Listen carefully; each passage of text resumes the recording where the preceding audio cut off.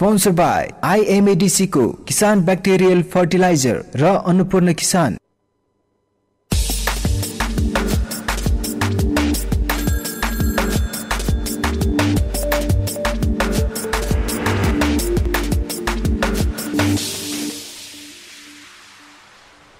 नमस्कार। आलीदेखि थालीसम्म, गोरदेखि ओरसम्म आवाज बिनको आवाज यो हो कृषि टेलिभिजन। हामीसँग 24 घण्टा तपाईको साथमा किसानसँग सिधा कुरा अन्तर्गतको कार्यक्रम हेलो किसानमा यहाँहरूलाई हार्दिक स्वागत छ। म हुँ असीम सापकोटा। आज पनि विविध सामग्रीहरूको साथमा यहाँहरूमाझ उपस्थित भइसकेका छौँ र हामीले हरेक विषयहरूलाई उत्तिकै महत्त्व पनि दिएका छौँ र आज पनि हामीले विशेष नै महत्त्वको कार्यक्रमलाई अगाडि बढाउने प्रयास पक्कै पनि गर्दैछौँ। कार्यक्रम अवधिभर हेरेर सुनेर साथ दिनुहोला, यो यहाँहरूलाई मैले सुरुवातमै आग्रह गर्न चाहन्छु। र यति बेला यहाँहरूले हामीलाई कृषि टेलिभिजनको राष्ट्रिय च्यानल मार्फत लाइभमा एकैसाथ हेर्दै हुनुहुन्छ भने हामीलाई अहिले यहाँहरूले फेसबुक पेज त्यसै गरी युट्युब पेजबाट पनि एकैसाथ हेर्दै हुनुहुन्छ। र यति बेला मैले मेरो पर्सनल आइडी असीम सापकोटाबाट पनि मैले सेयर गरेको छु, भर्खरै मात्रै मैले सेयर गरेँ। लाइभ मार्फत नै त्यहाँबाट पनि हेर्दै हुनुहुन्छ, सुन्दै हुनुहुन्छ। र हामीले आज पटक पटक उठेको विषय र धेरै किसानहरूमा कन्फ्युजन, भ्रम हो या जानकारी, सही जानकारी नपुगेर हो, पटक पटक इस्युजको रूपमा आउने गर्छ।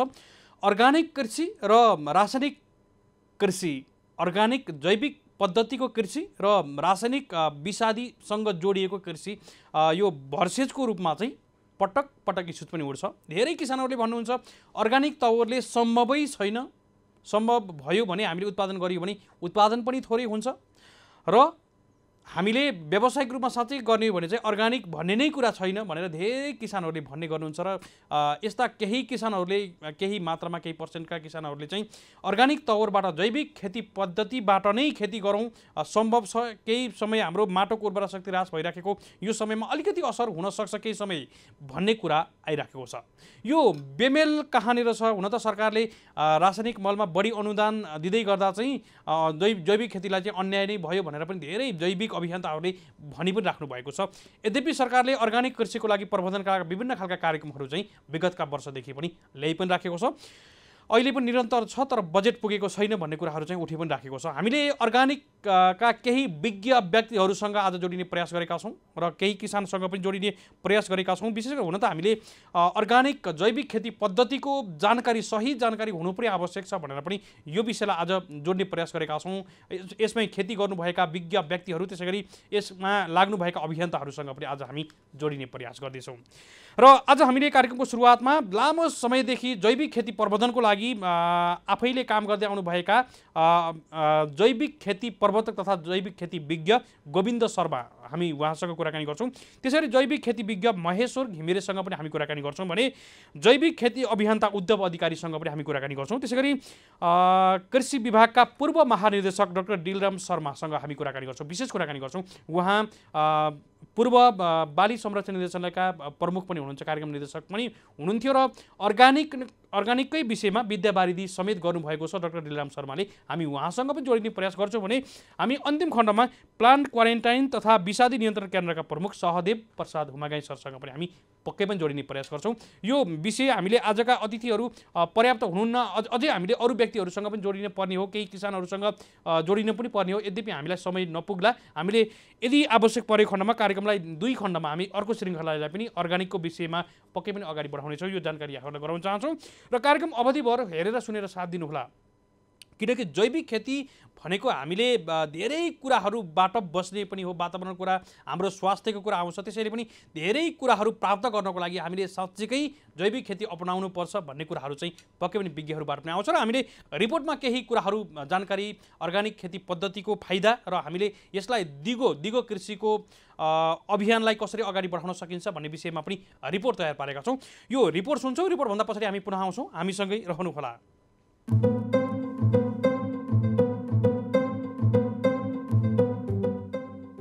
प्राकृतिक सुन्दरताले निपुण हाम्रो देश नेपाल साँच्चीकै कृषि प्रधान त बन्न सकेन नै, तर विक्रमसम्म 2023 सालमा मात्रै नेपालमा भित्रिएको रासायनिक मलले धेरै सार्थकता पायो। रासायनिक मलसँगै प्रयोग गरिएका घातक विषादीको अत्याधिक प्रयोगले गर्दा माटोको उर्वरा शक्ति समेत घटिरहेको छ। एकातिर हाम्रो माटो बिग्रिएको छ भने अर्कोतिर हामी दिन प्रतिदिन रोगी समेत बन्दै गइरहेका छौँ। निरन्तर रूपमा अव्यवस्थित तरिकाले रासायनिक मल मात्र प्रयोग गरी खेतीपाती गर्दा माटो कडा र अम्लीय हुने मात्र नभई बोट बिरुवाको लागि चाहिने सूक्ष्म पोषण तत्त्वहरूमा ह्रास आउने, माटोले आवश्यक मात्रामा पानी ग्रहण गर्न नसक्ने, माटोमा हुने फाइदाजनक सूक्ष्म जीवाणुहरूलाई अनुकूल वातावरण नहुने हुँदा यी जीवाणुहरूको संख्यामा ह्रास आउने हुन्छ।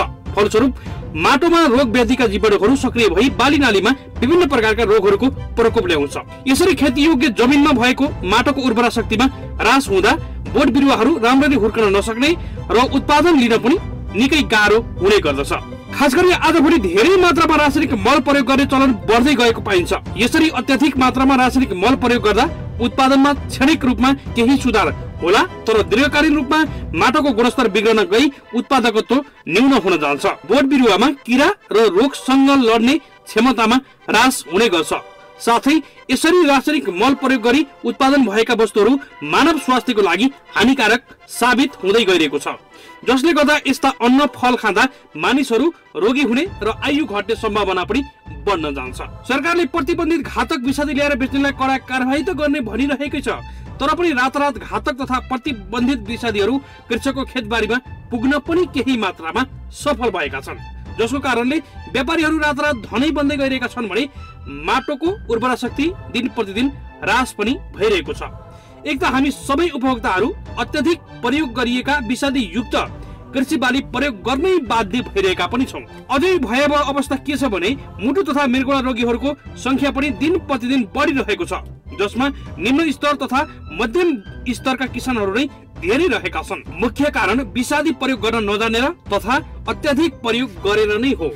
चुरोट खानेलाई भन्दा चुरोट खाने मान्छेसँग सँगै बस्नेलाई बढी असर गरे जस्तै उपभोक्तालाई भन्दा कृषकलाई नै बढी असर परिरहेकै छ। यसरी उत्पादन गरेको खाद्यान्न, तरकारी, दलहन बाली, तेलहन बाली लगायत फलफुलहरू स्वास्थ्यका लागि फाइदा हुन्छन् जैविक पद्धतिबाट। जैविक पद्धतिबाट उत्पादन गरिएका खाद्यान्न, तरकारी, दलहन बाली, तेलहन बाली लगायत फलफुलहरू स्वास्थ्यका लागि निकै लाभदायक मानिन्छ। असन्तुलित रूपमा रासायनिक मलको प्रयोगले माटोको उर्वरा शक्ति घट्दै गएको छ, जसले उत्पादकत्वमा समेत कमी आएको छ। दिगो कृषि उत्पादनका लागि जैविक प्राङ्गारिक मलको प्रयोग रासायनिक मलको तुलनामा बढी उपयोगी सिद्ध भएको छ। हुन त पछिल्लो समयमा अर्गानिक कृषितर्फ किसानहरू अग्रसर भइरहेको भान पनि हुन्छ। खासमा अर्गानिक कृषि गर्न असम्भव भन्ने अवश्य होइन, तर हाम्रो माटोको उर्वरा शक्ति ह्रास भइरहेको अवस्था अवश्य हो। त्यसैले अर्गानिक कृषितर्फ उन्मुख हुन केही समय लाग्न सक्छ।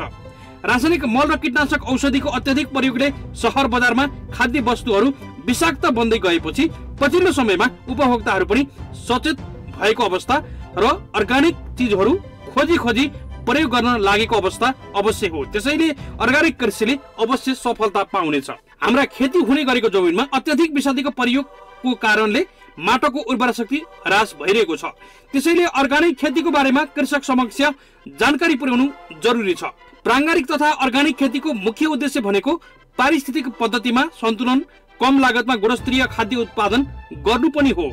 यो हासिल गर्न सम्भव भए जति खेती पद्धति, जैविक र यान्त्रिक उपायको खोजी गर्दै वनस्पति र जीवजन्तुको जैविक तथा वंशाणु क्षमताको अधिकतम प्रयोग गर्नु पनि हो।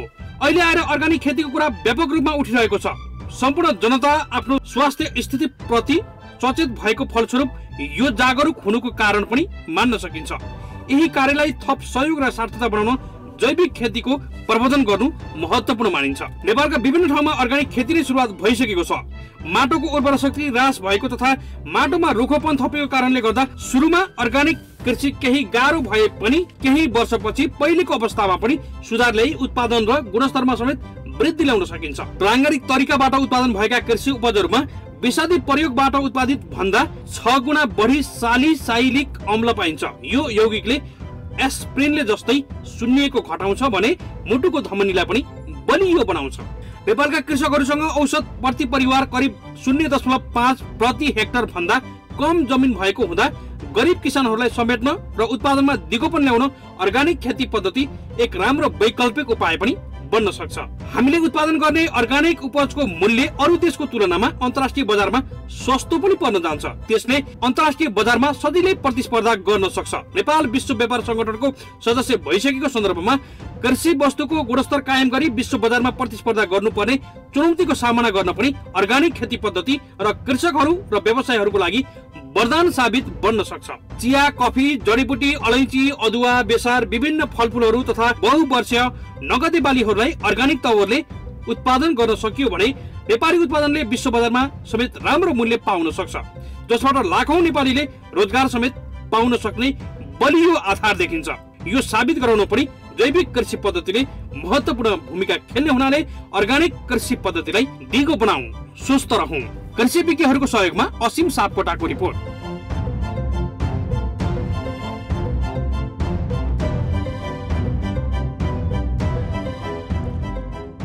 हजुर, हामी स्वस्थ रहनुपर्छ, हामी आफू स्वस्थ भएर हाम्रा सन्ततिहरूलाई पनि स्वस्थ राख्नुपर्छ, हाम्रो माटो जोगाउनुपर्छ भन्ने खालको सन्देश हामीले रिपोर्टबाट प्राप्त गरेका थियौँ।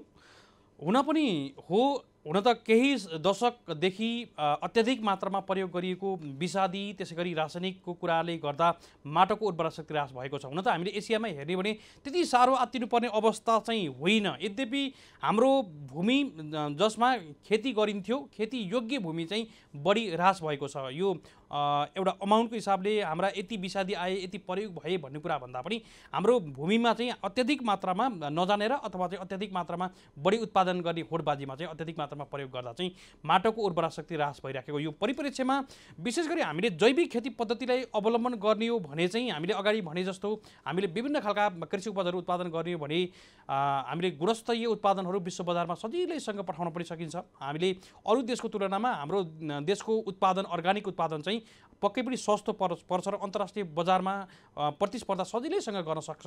त्यसैले पनि अहिले हामीले उत्पादन गरेका चिया, कफी जस्ता नगदे बालीहरू पनि अर्ग्यानिक तवरले उत्पादन गरिएको विश्व बजारमा सजिलै प्रतिस्पर्धा गरि पनि रहेको छ। र यस्ता अरू चिजहरू पनि हुन सक्छन्। हामीले एउटा निर्यातको पाटो व्यावसायिक कुरा मात्रै हुँदै होइन, हामीले हाम्रो स्वास्थ्यलाई सही तरिकाले अगाडि बढाउनुपर्छ, हाम्रो स्वास्थ्य ठीक हुनुपर्छ भन्ने सन्दर्भको लागि पनि जैविक खेती पद्धति आज आवश्यकता पनि हो, अपरिहार्यता पनि हो। यद्यपि केही मात्रामा रासायनिक कुराहरू, रासायनिक विषादीहरू राख्नै पर्ने, प्रयोग गर्नै पर्ने अवस्था हो कि होइन, अथवा चाहिँ अर्ग्यानिक जैविक त्यस्ता विकल्पहरू पनि छन् कि छैनन्। हामीले अर्ग्यानिकका कुरा त गरिराखेका छौँ, तर विकल्प छ कि छैन, यहाँनिर विकल्प दिएर मात्रै किसानहरूलाई जागरुक बनाउन सकिन्छ भनेर पनि आज हामीले यस्ता विज्ञहरूसँग कुराकानी गर्दैछौँ। उहाँहरू आफैले पनि यो खेती प्रवर्धन गर्दै हुनुहुन्छ र विशेषतः धेरै किसानहरूलाई काम पनि लाग्छ उहाँहरू विज्ञहरूको अनुभवबाट भनेर पनि आज हामीले यो विषयलाई अलिकति सूक्ष्म तरिकाले उठाउने प्रयास पनि गरेका छौँ र कार्यक्रम अवधिभर सुनेर यहाँहरूले साथ दिनुहोला, यो यहाँहरूलाई मैले सुरुवातमै पनि आग्रह गरेको छु। यति बेला यहाँहरूले हामीलाई कृषि टेलिभिजनको राष्ट्रिय च्यानल मार्फत लाइभमा हेर्दै हुनुहुन्छ, त्यसैगरी हाम्रो अफिसियल फेसबुक पेज कृषि टेलिभिजन, त्यसैगरी हाम्रो युट्युब पेजबाट पनि हामी एकैसाथ लाइभमा यहाँहरूमाझ प्रसारित भइरहेका छौँ। आज हामीले जैविक खेतीको प्रवर्धन कसरी गर्न सकिन्छ, अलिकति अर्ग्यानिक शब्द नै ग्ल्यामर जस्तो बजारमा भइराखेको छ, निकै चर्चित छ। अर्ग्यानिक भन्ने बित्तिकै सबैलाई थाहा छ यो शब्द, तर अर्ग्यानिक तवरले उत्पादन गरिएको चिज हो कि होइन हामीलाई यो जानकारी चाहिँ छैन। अर्ग्यानिक शब्द र हामीले जैविक खेती पद्धतिलाई कसरी अवलम्बन गर्न सकिन्छ भनेर पनि आज हामीले यो विषयलाई अलिकति मुख्य बनाएर पनि उठाएका छौँ।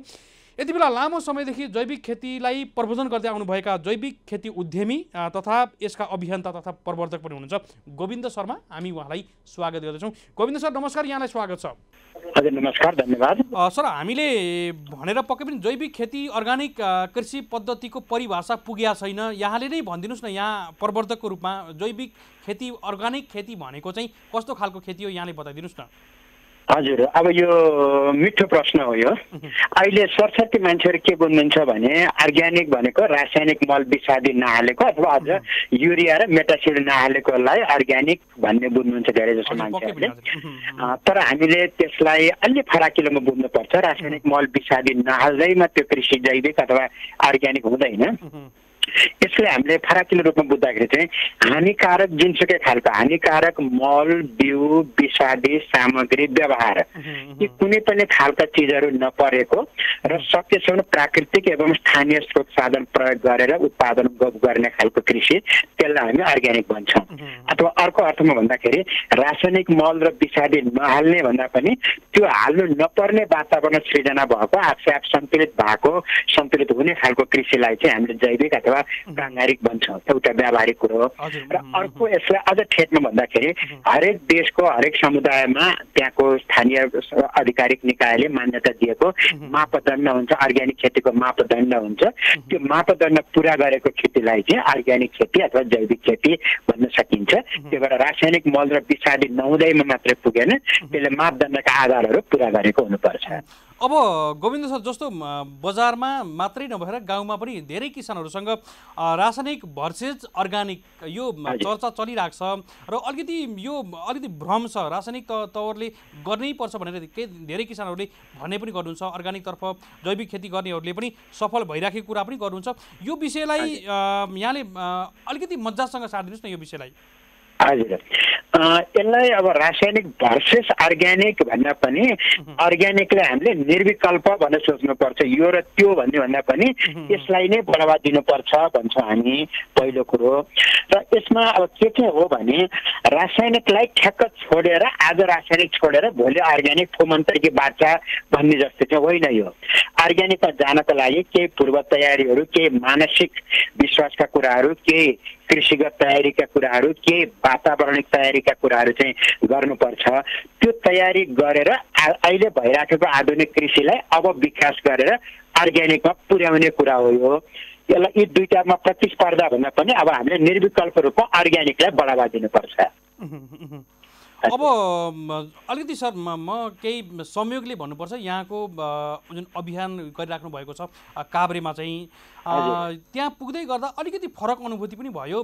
जस्तो सबै चिजहरू उत्पादन गर्न सकिन्छ भनेर यहाँको जुन अर्ग्यानिककै हामीले अहिले शब्दमा भन्नुपर्दा अर्ग्यानिक चिज सेवन गराएर जुन आतिथ्य देवो भव भन्ने शब्दलाई अङ्गीकार गरेर चाहिँ अगाडि पनि बढाउनु भएको छ। अलिकति यहाँले अहिले गरेको कामलाई अलिकति साथ दिनुहोस् न, केही मात्रामा हामीले धेरै किसानहरूलाई, अन्य व्यक्तिहरूलाई पनि काम लाग्न सक्छ। हजुर, एकदम धन्यवाद। अब म अर्ग्यानिकको धेरैवटा पाटोमा संलग्न छु। म यहाँ काभ्रे जुन हजुरले सङ्केत गर्नुभयो, काभ्रेमा म Hasera agriculture research and training centre सञ्चालन गर्छु।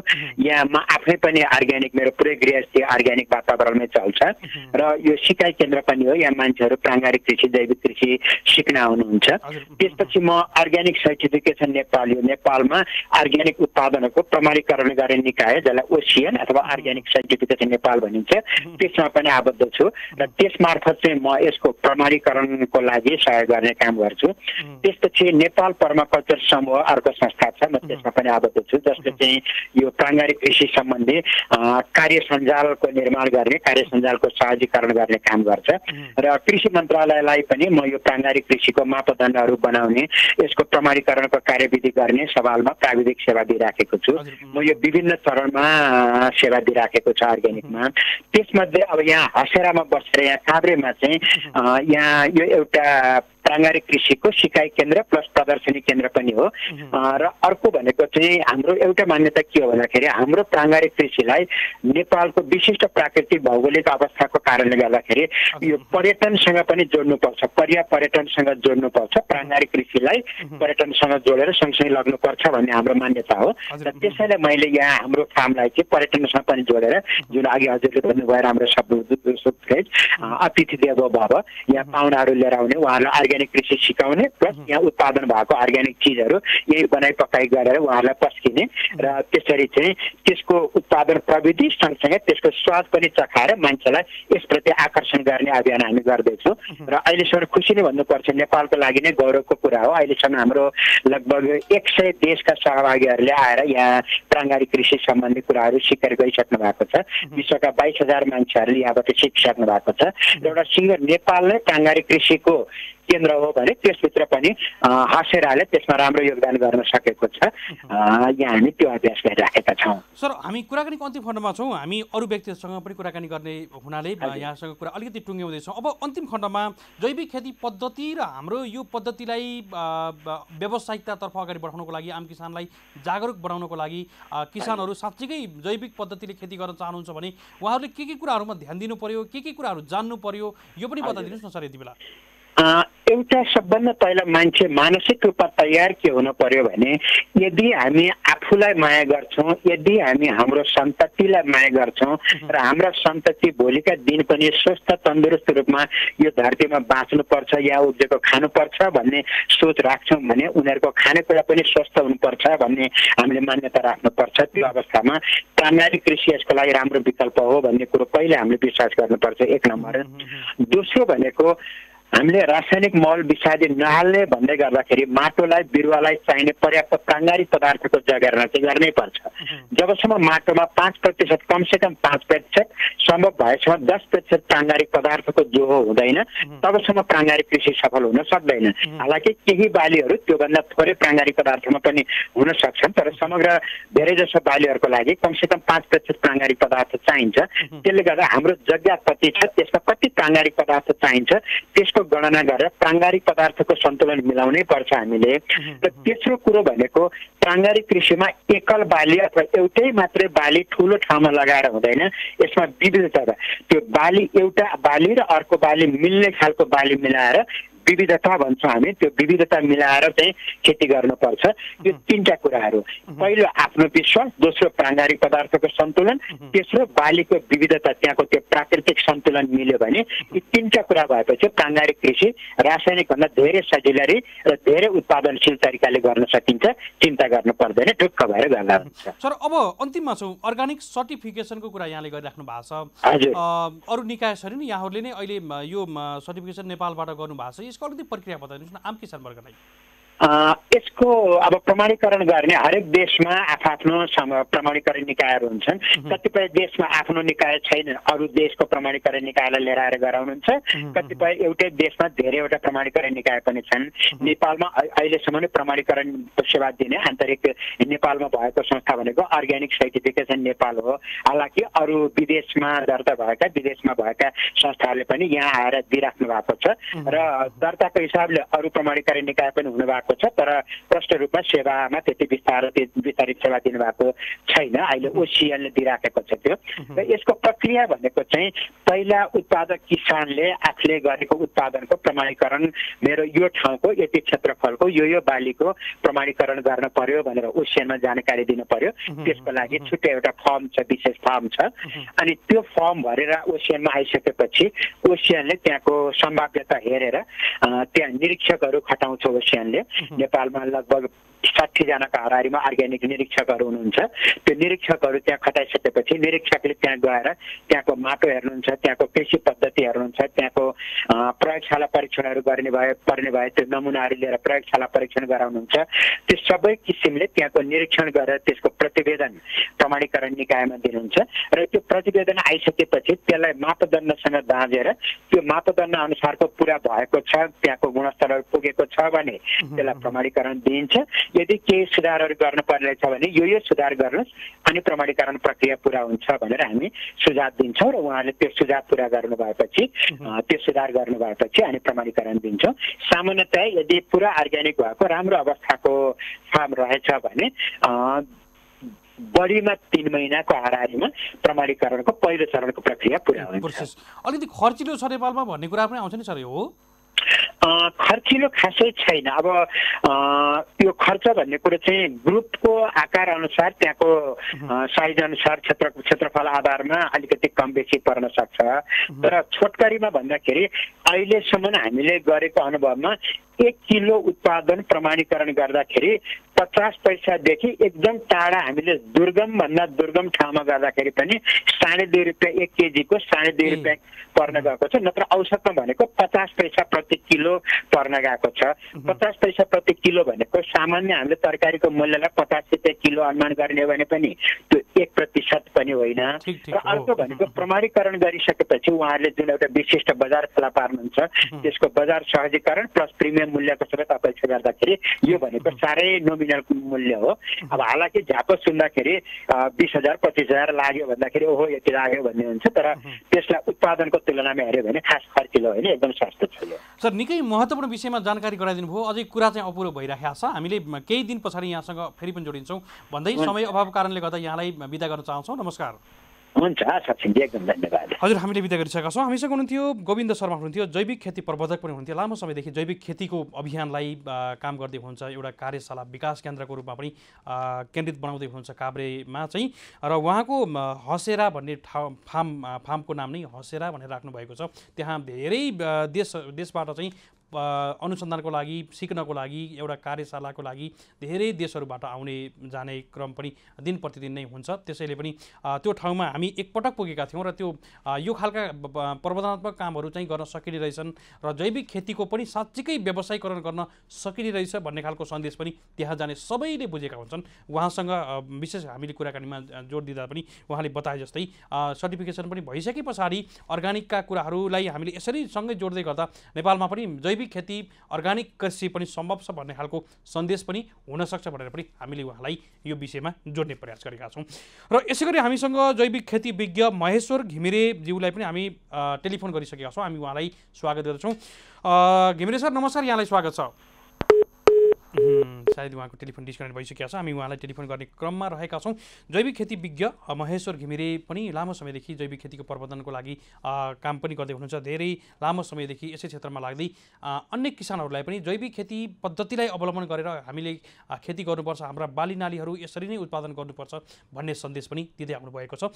हामी उहाँसँग पनि जोडिने प्रयास गरेका छौँ। त्यसै गरी हामी जैविक खेती अभियन्ता तथा राष्ट्रिय कृषक समूह महासङ्घका अध्यक्ष उद्धव अधिकारीज्यूसँग पनि हामी केही समय पछाडि जोडिने प्रयास गर्छौँ। त्योभन्दा पछाडि हामीले कृषि विभागका पूर्व महानिर्देशक डाक्टर डिलिराम शर्मासँग पनि हामी पक्कै पनि जोडिने प्रयास गरेका छौँ। उहाँले अर्गानिककै विषयमा विद्यावारिधि समेत गर्नुभएको छ। हामी यो विषयमा अर्गानिक खेती पद्धति र नेपालको जैविक खेती पद्धतिलाई हामीले पहिला जसरी गरिन्थ्यो त्यसरी नै गर्नको लागि, त्यसरी नै व्यावसायिक रूपमा अगाडि बढाउनको लागि सम्भव छ कि छैन भन्ने विषयलाई पनि हामी पक्कै पनि उहाँसँग जोडिने प्रयास गरेका छौँ। उत्पादन र उत्पादकत्व बढाउनै पर्छ हामीले यो पनि भनेका छौँ। तर हामीले यो समयमा चाहिँ जैविक तरिकाका केही विकल्पहरू छन्, जैविक मल, जैविक विषादीका कुराहरू पनि हुन्छन्। हामीले यसरी प्रयोग गरेर पनि उत्पादन बढाइयो भने हाम्रो स्वास्थ्य, वातावरण, त्यसै गरी हाम्रा माटोमा भएका मित्र जीवहरूलाई पनि बचाउन सक्छौँ भनेर पनि हामीले आज अर्गानिक विशेष बनाएका छौँ कार्यक्रम हेलो किसानलाई।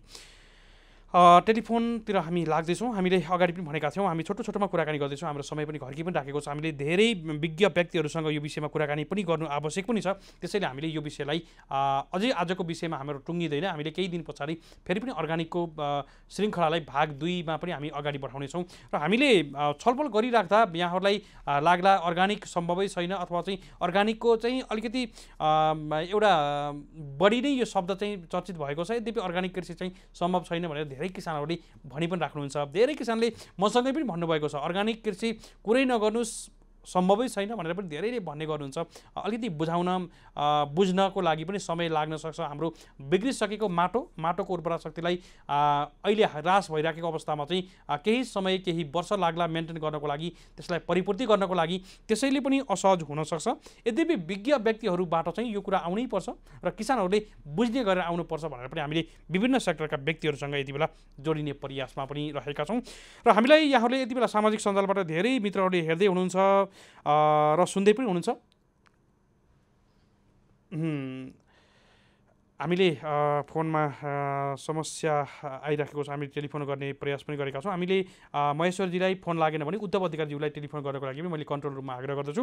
र यहाँ लेख्दै हुनुहुन्छ रमेश पाण्डेजीले, सामाजिक सञ्जालबाट हामीले केही जिज्ञासाहरू लिँदैछौँ। सुभाष ढकालजीले पनि हेर्दै हुनुहुन्छ, कार्यक्रम राम्रो छ, निकै राम्रो विषय पनि उठाउनु भएको छ भन्दै हुनुहुन्छ। त्यसै गरी मित्र रेग्मीजीले पनि हेर्दै हुनुहुन्छ, कार्यक्रम निकै राम्रो भएको, अर्गानिक विषयलाई निकै मन परेको कुरा पनि गर्नुभएको छ। रमेश पाण्डेजीले म पनि केही अनुभव राख्न पाए हुन्थ्यो भन्नुभएको छ। उहाँको आज हामीले पक्कै पनि कुराकानी गर्न भ्याउँदैनौँ, समय पुग्दैन। अब हामी अर्गानिक खेती नगरी रासायनिक खेती गऱ्यौँ भने नेपाल रोगीहरूको भण्डार पनि हुनेछ, रमेशजीले लेख्दै हुनुहुन्छ। रमेशजीकै यो विचार रहेछ। अब हामी अर्गानिक खेती नगरी रासायनिक खेती गऱ्यौँ भने नेपाल रोगीहरूको भण्डार पनि हुनेछ भने कृषिजन्य उत्पादन विदेश निर्यातमा कठिन हुनेछ भने चराचुरुङ्गी तथा विभिन्न जीव जन्तुहरूको लोप हुनुका साथै वातावरणमा निकै ठुलो असर पर्नुका साथै हाम्रो खेती योग्य जमिन मरुभूमिमा हुने खतरा पनि हुनसक्छ भन्नुभएको छ। रमेश पाण्डेजीले निकै महत्त्वपूर्ण विषय राख्नुभएको छ।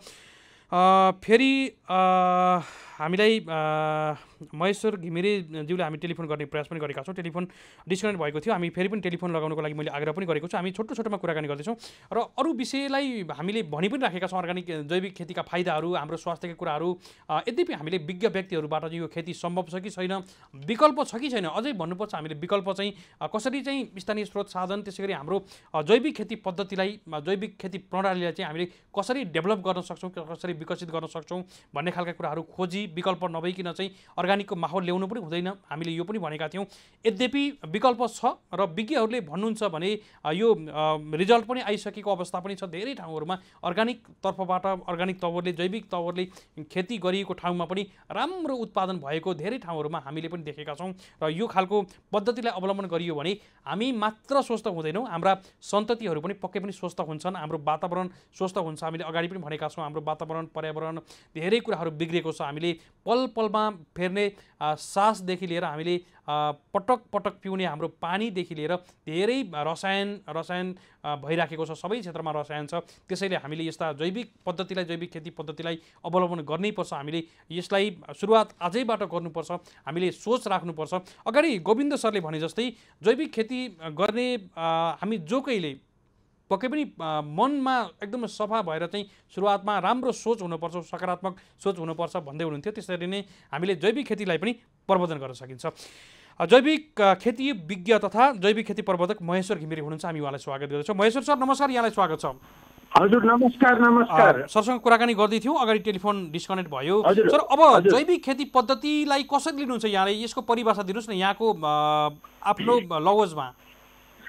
जैविक खेती पद्धति प्राङ्गारिक, अब जैविक भनेको बायोलोजिकल भन्छन्, अर्ग्यानिक भनेको प्राङ्गारिक भन्छन्।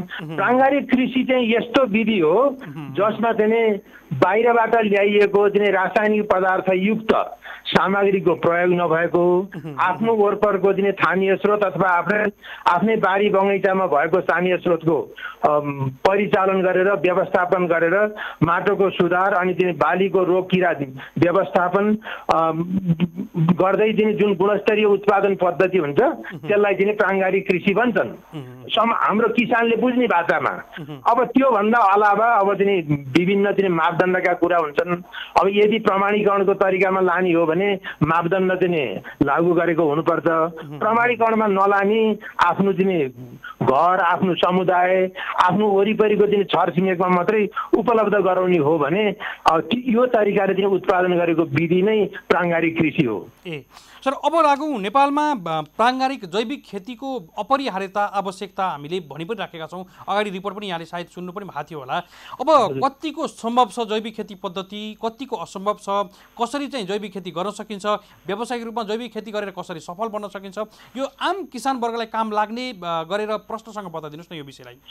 अब एउटा यो कस्तो छ भने अब चाहिँ नेपालका केही ठाउँमा चाहिँ जहाँ अलिकति चाहिँ बढी मात्रामा चाहिँ बाह्य सामग्री, रासायनिक सामग्रीको प्रयोग भएको छ, जस्तो भनौँ बारा, पर्सा, धादिङ, काभ्रे, चितवनको कुनै ठाउँ, कास्कीको कुनै ठाउँमा चाहिँ बढी मात्रामा चाहिँ उत्पादन चाहिँ प्रयोग भएको होला।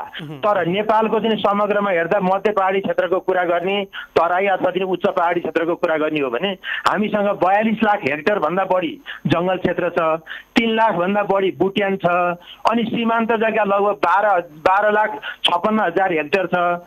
अनि यो जमिन सीमान्त जग्गा भनेको जुन जहाँ बोट बिरुवा छैन त्यस्तो जमिनलाई चाहिँ उपयोग गरेर त्यस्तो जमिनमा चाहिँ व्यापक रूपमा चाहिँ वृक्षारोपण ठाउँ अनुसार अब कुनै पहाडी, उच्च पहाडी क्षेत्रमा एउटा चाहिँ बिरुवा होला, मध्य पहाडी क्षेत्रमा अर्को होला, भित्री मधेसमा अर्को होला, त्यस्तो किसिमको बिरुवा रोपण गरेर चाहिँ पहिले सुरुमा त जैविक पदार्थको चाहिँ उपलब्धता चाहिँ सुनिश्चित हुनु पर्यो।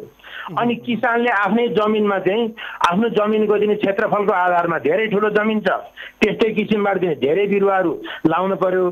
सानो जमिन छ त्यस्तै खालको चाहिँ सानो चाहिँ बिरुवाहरू, बुट्यान, घाँस अनि चाहिँ कोसे बाली जसरी हुन्छ जैविक सामग्री प्रशस्त हुनु पर्यो। जैविक सामग्री प्रशस्त भयो भने के हुन्छ भने माटोलाई चाहिँ हामीले चाहिँ जैविक सामग्री दिन सक्छौँ। यदि माटोलाई चाहिँ हामीले चाहिँ सही तरिकाले चाहिँ खानेकुरा दिन सकेनौँ भनेदेखि त माटोले चाहिँ हामीलाई चाहिँ सही राम्रो खानेकुरा त दिन सक्दैन। अनि उत्पादन पनि कम हुन्छ। उत्पादन कम भएपछि अनि जहिले पनि के भन्छ किसानको चाहिँ चासो चाहिँ उत्पादनपट्टि चाहिँ हुने भएको हुनाले हामीले यो विषयलाई चाहिँ सम्बोधन गर्नुपर्छ। अब यसमा चाहिँ सबैको प्रयास जरुरी छ। म चाहिँ अहिले के भन्छु भनेदेखि अहिले तत्कालै हाम्रो आफ्नो जमिनमा भएको जैविक सामग्रीलाई उचित व्यवस्थापन गरेर त्यसलाई मलमा रूपान्तरण गर्न पर्यो कि प्राङ्गारिक मलमा रूपान्तरण गर्नु पर्यो। हामी अन्तिम खण्डमा आइसकेका छौँ महेश्वर सर। अब आम किसानले बुझ्ने गरेर आम किसान वर्गलाई जैविक खेती पद्धति कतिको सजिलो कतिको झन्झटिलो छ, व्यावसायिक रूपमा चाहिँ सम्भव छ कि छैन यो पनि बताइदिनुहोस् न। यति बेला व्यावसायिक रूपमा सम्भव नहुने कुरा भयो भने सम्भव छ, झन्झटिलो छैन। मात्र कुरो के हो भने अब अहिले हामीले चाहिँ देखिरहेको चाहिँ श्रमको चाहिँ उपलब्धता अलिक कम भएको छ। हामीसँग चाहिँ इकोनोमिकली अब आर्थिक रूपमा चाहिँ अलिकति सहज चाहिँ समुदाय चाहिँ बाहिर भएको हुनाले श्रमको चाहिँ समस्या हो। तर तैपनि एउजना किसानले आफ्नो बारीमा भएको जैविक सामग्रीलाई चाहिँ सही तरिकाले उपयोग गर्दै गयो भने, उपयोग गर्न सकियो भनेदेखि त्यसबाट व्यावसायिक रूपमा चाहिँ लान पनि सकिन्छ। मात्र यति हो कि एकै वर्षमा हुँदैन, 2 वर्ष 3 वर्ष लाग्न सक्छ, तर चाहिँ सम्भव छ। व्यावसायिक रूपमा लानलाई चाहिँ सम्भव नभएको होइन, सम्भव छ। हुन्छ सर, निकै महत्त्वपूर्ण विषयमा यहाँले जानकारी गराउनु भयो, परामर्श पनि दिनुभयो। हामी धेरै आभारी छौँ। यहाँलाई कृतज्ञापन गर्दै बिदा गर्न चाहन्छौँ। नमस्कार। नमस्कार हजुर, हामीले समय अभाव कारणले पनि उहाँको कुरा टुङ्गाइसकेका छौँ। हामीसँग जैविक खेती विज्ञ महेश्वर घिमिरे हुनुहुन्थ्यो। उहाँको पनि अलिकति अनुभवसँगै जैविक खेती पद्धति र हामीले यसलाई व्यावसायिक रूपमा कतिको सजिलो छ, कतिको असजिलो छ, कतिको झन्झटिलो छ। अगाडि गोविन्द सरले भने जस्तो अर्गानिक सर्टिफिकेसन नेपालले सर्टिफिकेसनको लागि प्रमाणीकरणको लागि पनि सहयोग गरेको छ। यहाँहरू पछि जोडिन सक्नुहुन्छ र प्रमाणीकरण भइसके पछाडि यसको बजार पक्कै पनि अहिले काठमाडौँ लगायतका ठुला ठुला सहरहरूमा यसको बजार अर्गानिकको बजार फराकिलो पनि हुँदै आएको छ। त्यसैले पनि हामीले अर्गानिकतर्फ बजार उत्पादन भएको प्रमाणीकरण भइसकेको छ भने त्यसले अलिकति बढी मूल्य पक्कै पनि पाउँछ। र धेरै किसानहरूले भन्ने गर्नुभएको छ हाम्रा अर्गानिक चिजहरूको पनि बजार पाइएन, सही मूल्य नै पाइएन भन्ने कुरा पनि आउँछ। यद्यपि प्रमाणीकरण अरू कुराहरूमा पनि यहाँहरू कोर्डिनेसन गर्न सक्नुहुन्छ विज्ञ व्यक्तिहरूसँग। पछि यदि बजारको समस्या पर्यो भने एउटा लिङ्केजको लागि पनि हामी माध्यम बनिदिन सक्छौँ। धेरै काठमाडौँ उपत्यकामा पनि धेरैवटा आउटलेट अहिले अर्गानिक आउटलेटहरू पनि सञ्चालन भइराखेका पनि छन्। यस्ता आउटलेटहरूमा त्यसै गरी विशेष खालको आफ्नै ब्रान्डमा पनि अर्गानिक सर्टिफिकेसन भइसके पछाडि बेच्नको लागि कुनै पनि अप्ठ्यारो नहुन सक्छ। यहाँहरूले जैविक खेती पद्धतिलाई चाहिँ अवलम्बन चाहिँ पक्कै पनि गर्नुपर्ने हुनसक्छ। हामीले त्यसैले पनि कतिको सम्भव छ जैविक खेती पद्धति, कतिको सम्भव छैन भनेर पनि विज्ञ व्यक्तिहरूको अनुभव र उहाँहरूको एउटा सही कुरा, सही तथ्याङ्क पनि यति बेला राख्ने प्रयास हामीले गरेका छौँ। हामी अन्य व्यक्तिहरूसँग पक्कै पनि जोडिन्छौँ, तर कार्यक्रममा पालो भएको छ छोटो विश्रामभन्दा पछाडि घटनामा पुनः आउँछौँ। हामीसँगै रहनुहोला।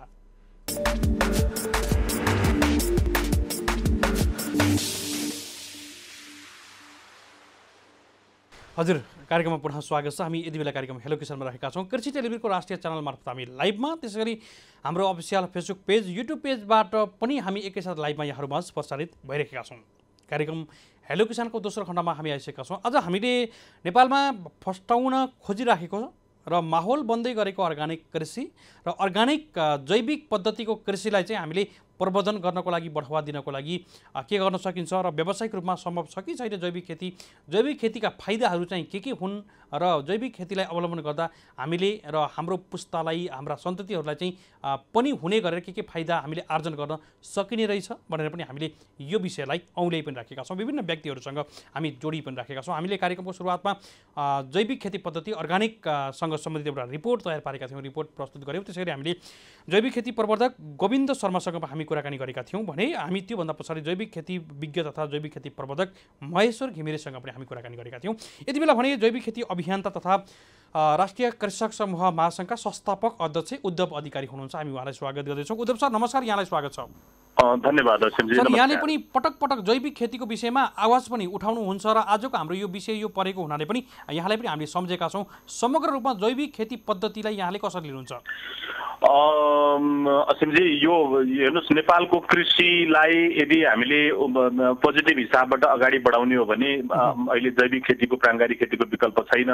र अहिलेको यो कृषि बरालिनुमा कृषि चाहिँ नि तपाईँको जति सरकारले गर्न खोजे पनि एक खालको नकारात्मक परिणाम बाहेक अरू केही पनि हातमा लाग्नुमा चाहिँ यही रसायनमा आधारित कृषि नै हो। यो जुन खालको हाम्रो हिजोको पद्धति थियो, जुन खालको तपाईँले पटक पटक पद्धति शब्द प्रयोग गर्नुभएको छ, त्यो चाहिँ हामीले रसायनमा आधारित खेती पद्धतिमा बरालिएका कारणले गर्दा हाम्रो कृषि तहस नहस भएको छ। तपाईँले यो दिगोपनका आँखाबाट हेर्नुहोस्, पर्यावरणका आँखाबाट हेर्नुहोस्, मान्छेको पोषणका आँखाबाट हेर्नुहोस्, मानव स्वास्थ्यका आँखाबाट हेर्नुहोस्, जलवायु अनुकूलनका जलवायुको आँखाबाट हेर्नुहोस्, हाम्रो कृषि संस्कृतिबाट हेर्नुहोस् होइन, पारिवारिक खेतीपातीबाट हेर्नुहोस्, आत्मनिर्भरताको आँखाबाट हेर्नुहोस्, जेबाट हेर्नुहोस्, सबैको प्राङ्गारिक खेती बाहेक अर्को कुनै पनि विकल्प देखिँदैन। हेर्नुहोस्, रसायनमा आधारित खेतीपातीले अब हाम्रो यो जस्तो एकातिर हाम्रो सरकारी चरित्रले पनि हाम्रो कृषिलाई चाहिँ एक खालको अप्ठ्यारोमा पारेको देख्छु म। किनभने कहिले चाहिँ अब एकातिर रासायनिकको कुरा पनि तपाईँ म 2061 बनेको कृषि नीतिदेखि तपाईँ आजैसम्म आएर हेर्नुहुन्छ भने पनि अस्तिकै नीति कार्यक्रम र बजेटमा पनि रासायनिक मललाई 11 अरब विनियोजन गरिनेछ र यसै गरी प्राङ्गारिकलाई प्रवर्धन गरिनेछ। प्राङ्गारिकलाई चाहिँ तपाईँको शब्द मात्रै छ, रसायनको लागि चाहिँ तपाईँको मन्त्रालयले मागेको भन्दा र पोहोरको भन्दा पनि तपाईँको बढी पैसा लगभग 2 अरब पैसा बढी छुट्याएको छ। भनेको यो हिसाबले आफ्नो मौलिक कृषि भन्छौँ, यसलाई प्राङ्गारिक भनेर हामीले नाम लिनु पनि पर्दैन। यसलाई चाहिँ अलिकति त्यो मौलिक कृषिलाई उन्नत बनाउँदै हाम्रै चाहिँ तपाईँको त्यो हिजो जस्तो गरेको छ त्यस्तैबाट हुँदैन, त्यसलाई अलिकति उन्नत बनाउँदै विकसित बनाउँदै विश्वमा भएका राम्रा पद्धतिहरूलाई ल्याएर यसमै चाहिँ तपाईँको मिसाउँदै त्यही खेतीपातीमा लाग्ने भने हामीसँग अथाह सम्भावना छ। तर अब यहाँ दुईटा कुराले यसलाई रोकेको जस्तो लाग्छ मलाई। एउटा चाहिँ यो विष र रसायनका वरिपरि घुम्ने एउटा खालको कमिसन खोरहरूको चाहिँ एक खालको गुटबन्दी र त्यसले नीतिगत तहमा पार्ने प्रभाव एउटा प्रत्यक्ष रूपमा यसलाई चाहिँ अवरोध पुर्याइरहेको देख्छु। र अर्को चाहिँ तपाईँको रसायनमा आधारित शिक्षा र उहाँहरूको नीतिगत तहको इन्फ्लुएन्स, यो दुईटा कुराले चाहिँ तपाईँको प्राङ्गारिक कृषि धेरै अगाडि बढ्न सकेका छैन। नत्र तपाईँको अधिकांश किसानहरू प्राङ्गारिक खेतीपाती गर्न चाहन्छन्, आम उपभोक्ताहरू प्राङ्गारिक खान चाहन्छन्। तपाईँ जोसुकैलाई सोध्नुहोस्, तपाईँ रासायनिकै प्राङ्गारिक भन्नुभयो भने सबैले प्राङ्गारिक भन्छ। खालि कुरा रह्यो तपाईँको चाहिने खाद्य त्यो के भन्छ बिरुवालाई चाहिने खाद्य तत्त्वको चाहिने व्यवस्थापनका हिसाबबाट प्राङ्गारिक बाटाहरूबाट धेरै सम्भावनाहरू छन्। ती सम्भावनाहरूलाई चाहिँ अवलम्बन गर्ने हो भने हामी धेरै अगाडि बढ्न सक्छौँ। अब अहिले हेर्दाखेरि चाहिँ के भएको छ भने तपाईँको खालि अब रसायनमा आधारित खेती, एकल बाली, चक्लाबन्दी जस्ता अलिकति यो मास स्केलमा गरिने खेतीपातीहरूमा नै जोड दिएको देखिन्छ नीतिगत रूपमा। तर परिणाम त तपाईँ हामीले देखाएका छौँ। जति तपाईँको मास स्केलमा गर्न खोजे पनि हामी चाहिँ अहिले लगभग गत साल 2 खरब, अहिले पनि लगभग पुग्न 2 खरबको कृषि उत्पादन आयात गरिरहेको अवस्था छ। भनेको हामीले चाहिँ के भने यो खान खोज्ने गर्न नचाहने होइन, तपाईँको खान खोज्ने किन्न नचाहने उपभोक्ताहरू, गर्न नचाहने किसानी अन्य व्यक्तिहरू, यो सबैको हिसाबबाट हेर्दाखेरि चाहिँ तपाईँको जस्तो अहिले पनि तपाईँको बजेटको भर्खरै गएको पूर्व सन्ध्या छ, कर्णाली प्रदेशले त्यत्रो आँट गरेर एक खालको काम अगाडि बढाइराखेको छ। त्यहाँ अहिलेको नीति कार्यक्रमले चाहिँ अलिकति चाहिँ इम्पावर गर्ने खालको कुराहरू धेरै आउन सकेन। गत आर्थिक वर्षको नीति कार्यक्रमले पनि तपाईँको 7 प्रदेशमा नमुना अर्ग्यानिक फार्महरू विकास गर्ने, ठुला बायोग्यास प्राङ्गारिक प्लान्टहरू राख्ने भन्ने खालको कुराहरू बोलेको थियो। त्यो कुरा आजसम्म चाहिँ कार्यान्वयन भएन। अब यस्ता खालका कार्यान्वयन नहुने खालका नीति कार्यक्रमहरूको औचित्य माथि पनि कसले प्रश्न उठाउने, यो एउटा समस्याको कुरा देख्छु म होइन।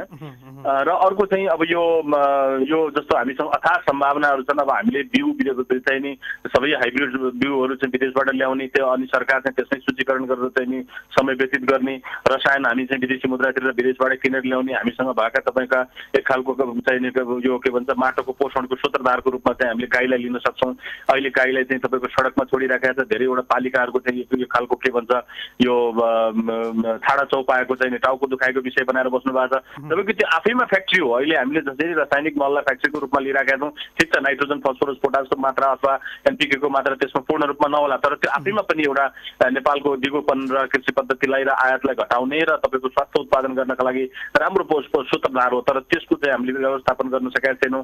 त्यसलाई व्यावसायिक रूपमा चाहिँ तपाईँको स्थानीय पालिकाहरू, प्रदेश सरकारहरू, सङ्घीय सरकारहरू समेत भएर चाहिँ यसलाई अलिकति संरक्षण गर्न सकेको भए यसको ठुलो सम्भावना थियो, त्यो पनि हुन सकेका छैन। अब अर्को चाहिँ तपाईँको यो बायोग्यासको कुरा गत साल गरेको थियो। अहिले पनि डम्पिङ साइडमा हाम्रो फोहोरहरू मिर्काउने ठाउँमा जहिले पनि विवादहरू भइरहेका छन्।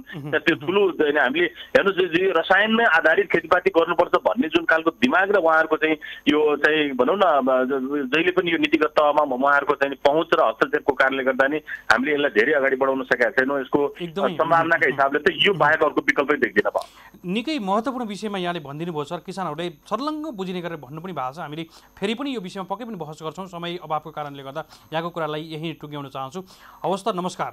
नमस्कार। हजुर, हामीले निकै महत्त्वपूर्ण कुरामा छलफल पनि गर्दै थियौँ। जैविक अभियन्ता पनि हुनुहुन्छ उद्धव अधिकारी, उहाँले भनेका कुराहरू निकै वजनदार पनि छन्। उहाँले भने जस्तै रासायनिक खेती पद्धतिको लागि दिएका अनुदानका कुराहरू, त्यसै गरी अन्य अन्य कुराहरू, कमिसनका कुराहरू, कमिसन चक्रको कारणले गर्दा जैविक खेती प्रवर्धन चाहिँ यो वर्ष पनि उक्सन सक्दैन भन्ने कुराहरू देख्दा मात्रै, शब्दमा मात्रै इङ्गित गरिएको छ भन्ने कुरा उहाँले भने जस्तै नै भएको छ।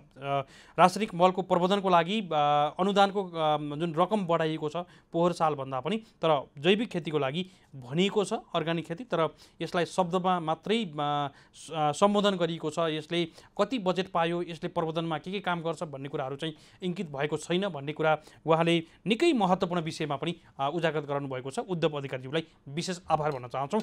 र अर्ग्यानिकमै विद्यावारिधि समेत गर्नुभएका पूर्व महानिर्देशक, कृषि विभागका पूर्व महानिर्देशक डाक्टर दिलराम शर्मालाई पनि हामीले यति बेला यो विषयलाई कुराकानी गर्नै पर्छ भनेर पनि उचित ठानेर उहाँलाई पनि सम्पर्क गरेका छौँ। डाक्टर साहब नमस्कार, यहाँलाई स्वागत छ। नमस्ते। डाक्टर साहब, आज हामीले अर्ग्यानिक कृषि, जैविक पद्धतिको कृषि चाहिँ कतिको सम्भव छ, यसको फाइदाहरू के छन् भन्ने विषयमा हामीले प्रसङ्ग पनि उठाइराखेका छौँ। समग्र रूपमा जैविक खेतीलाई यहाँले कसरी लिनुहुन्छ? अब जैविक खेती भन्नाले अब अर्ग्यानिक फार्मिङ हामी भन्छौँ है। पहिलो कुरो त म के भन्न चाहन्छु भने जबसम्म पोलिसीले, सरकारको पोलिसीले जबसम्म एड्रेस गर्दैन तबसम्म कुनै पनि खेतीलाई हामीले अगाडि बढाउन चाहिँ सक्दैनौँ कमर्सियल रूपमा है। र अर्ग्यानिक फार्मिङको पोलिसी पहिलो नेपालमा 10औं पञ्चवर्षीय योजनामा आएको थियो 2059-60 देखि 64-65 सम्म है। त्यसमा सबभन्दा पहिला एड्रेस गरियो र त्यसपछि चाहिँ विभिन्न सपोर्ट गर्नको लागि नेपाल सरकारले अथवा कृषि मन्त्रालयले विभिन्न कार्यक्रमहरू लिएर आयो, विभिन्न चाहिँ क्रियाकलापहरू गर्यो है। विभिन्न किसिमका चाहिँ तपाईँका चाहिँ निर्देशिकाहरू जारी गर्यो है। तर पनि ती निर्देशिकाहरू, ती कार्यक्रमले त्यति साह्रो छुन सकेको अवस्था चाहिँ अहिलेसम्म देखिएन है। त्यो भयो। अब अर्ग्यानिक फार्मिङको कुरा गर्दाखेरि अब यसका फाइदाहरू कुरा गर्दाखेरि सबै फाइदै फाइदा छन्। हेर्नु त्यो फाइदा त के छ यसमा है, फाइदा छन् यसमा चाहिँ त्यो दुई मात्रै छैन फाइदा कुरा गर्ने भने। अब म तपाईँले एक दुईवटा कुराहरू भन्छु भन्न चाहन्छु। मान्छेले चाहिँ राम्रो खाना खोज्छ कि जहिले पनि होइन, जसले पनि चाहे त्यो गरिब होस् चाहे धनी होस्, उसले राम्रै खाना खोज्छ। तर राम्रो खानाको लागि चाहिँ कसैले के छ भने एफोर्डेबल गर्नेले राम्रै पाउँछ, एफोर्डेबल नगर्नेले नराम्रो पाउँछ, त्यति मात्र फरक हो है। त्यसैले चाहिँ अर्ग्यानिक फार्मिङमा खास गरेर न्युट्रियन्सको कुरा एउटा नम्बर 1 के हाम्रो अब यहाँ स्टडीले देखाएको छ कि अब हाम्रो चाहिँ केमिकल राखेको उत्पादनभन्दा अर्ग्यानिक फार्मिङमा चाहिँ न्युट्रियन्सहरू होइन, माइक्रो न्युट्रियन्सहरू आदि इत्यादिहरू चाहिँ त्यसमा चाहिँ बढी मात्रामा पाइन्छ भन्ने कुराहरू। र टेस्टको कुरा गर्दा पनि हामीलाई त थाहा छैन। हाम्रो चाहिँ हेर्नुहोस्, हाम्रो डिफल्ट हामी कहाँ डिफल्ट अर्ग्यानिक फार्मिङ छ क्या, माथि पहाडतिर हिमालतिर है। तराईमा त हो बढी हामीले फर्टिलाइजर केमिकल हालेको, र मध्य पहाडमा अलिकति हामीले केही बालीमा हाल्छौँ। तर हामी डिफल्टै छ नि। हामीले किन अहिले चाहिँ कोदो, फापर आदि इत्यादि माथि चाहिँ हिमालका मुस्ताङ खोजिरहेको छौँ यहाँ काठमाडौँ बसेर, किनभने त्यसमा न्युट्रियन्स बढी पाइन्छ, त्यसको टेस्ट बढी छ भनेर त हो। यो हो नि अर्ग्यानिक फार्मिङको चाहिँ खास गरेर चाहिँ फाइदाहरू। त्यसै गरेर बायोडाइभर्सिटीको कुराहरू के, बायोडाइभर्सिटीमा अहिले चाहिँ बढाउनलाई मद्दत पुर्याउँछ, यी कुराहरू छन् होइन। र खास गरेर यो एन्टिबायोटिक, जिएमओ यस्ता कुराहरूबाट हामी चाहिँ हाम्रो चाहिँ खुराकमा पर्दैन। अर्ग्यानिकको कुरा गर्दाखेरि यिनीहरू चाहिँ हुँदैन, त्यसमा हामी ढुक्क हुन्छौँ भन्ने कुरा पनि छ कि अर्ग्यानिक फार्मिङको फाइदामा एउटा होइन। यस्तै गरेर चाहिँ विभिन्न किसिमका चाहिँ अब फाइदाहरू छन्। तर मैले भन्नु खोजेको कुरा के छैन, खास गरेर यो आफ्नो आफ्नो कन्सेप्टमा भर पर्छ कि अर्ग्यानिक फार्मिङ गर्ने नगर्ने भन्ने कुराहरू। पोलिसी गभर्मेन्टको के छ त नेपालको कुरा गर्ने भने नेपालमा अहिले चाहिँ हामीले चाहिँ उत्पादन कति गरिरहेका छौँ, हाम्रो जनसङ्ख्या कति छ, त्यो उत्पादनले हाम्रो जनसङ्ख्यालाई सरपलस छ कि खान पुगे छैन कि होइन, र त्यो उत्पादन कसरी भइरहेछ भन्ने कुराको एनालाइसिस नगरिकन हामीले चाहिँ कराएर चिच्चाएर अर्ग्यानिक फार्मिङले नेपाल पुरा जानुपर्छ भनेर हुँदैन। मलाई सोध्नुहुन्छ भने है, अर्ग्यानिक फार्मिङको पनि आफ्नो एउटा ठाउँ छ, आफ्नो एउटा फाइदा छन्, आफ्नो एउटा पकेट हुनसक्छ, आफ्नो एउटा बाली हुनसक्छ होइन।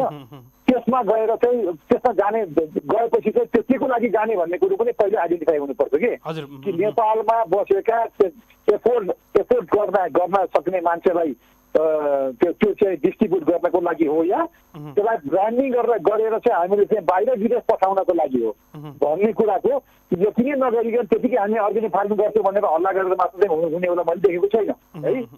त्यसैले organic farming is good farming होइन, गुड प्रोडक्ट होइन, जैविक प्रोडक्ट होइन।